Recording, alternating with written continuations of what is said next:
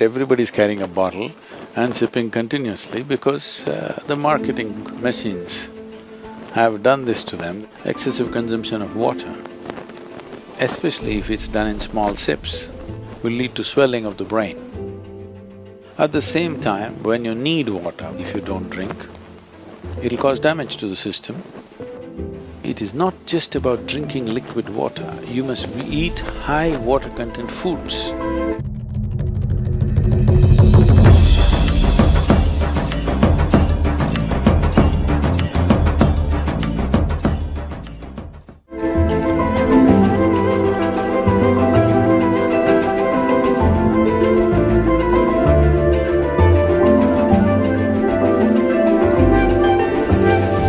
If you don't feel thirsty, if you don't drink water, nothing is going to happen, you're going to be fine.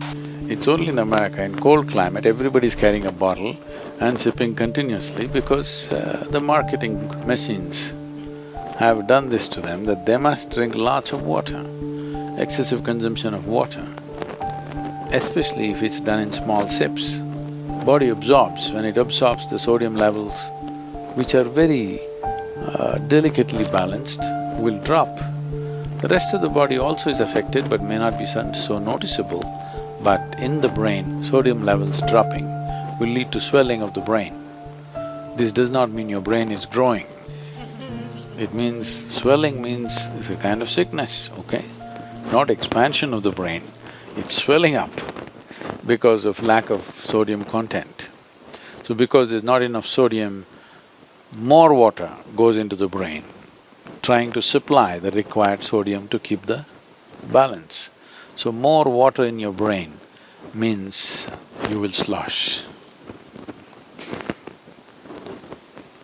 Psychological imbalances will come when you manage to absorb. See, if you drink lots of water at one go, body will decide how much to absorb, how much to throw out.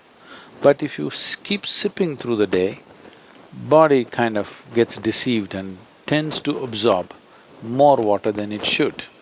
But let's say right now you drink 2 liters of water, all of it is not going to go into the system. What is needed, it'll take, rest of it will be shunted out. So, not consuming water and being out there is very much a possibility. Nobody need to drink water simply because you think it's a good thing to do. When you feel thirsty, you must drink water just to ensure you're drinking enough.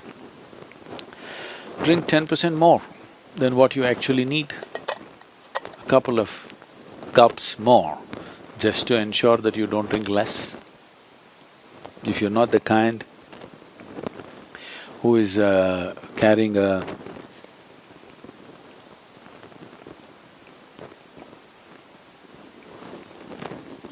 water bottle with you every minute of the day, then it's good to drink little extra water so that when the need comes, you have a certain amount of time before you can drink, that it's not an emergency.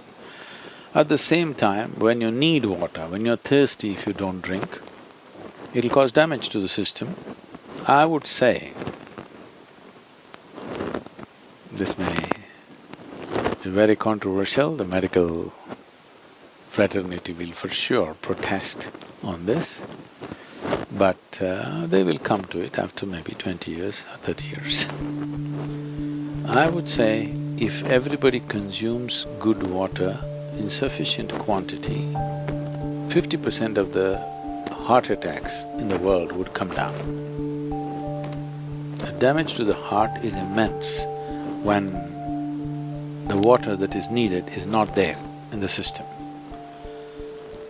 But when I say water, it is not just about drinking liquid water, you must eat high water content foods.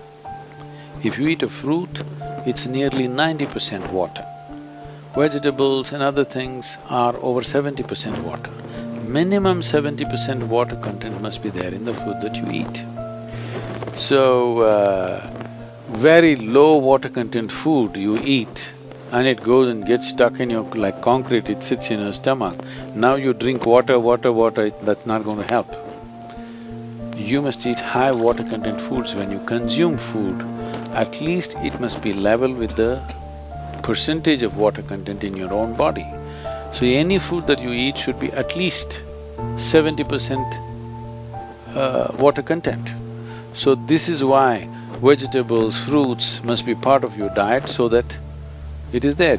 Not consuming water in certain situations is okay, but if there is an indication of thirst, you must drink water.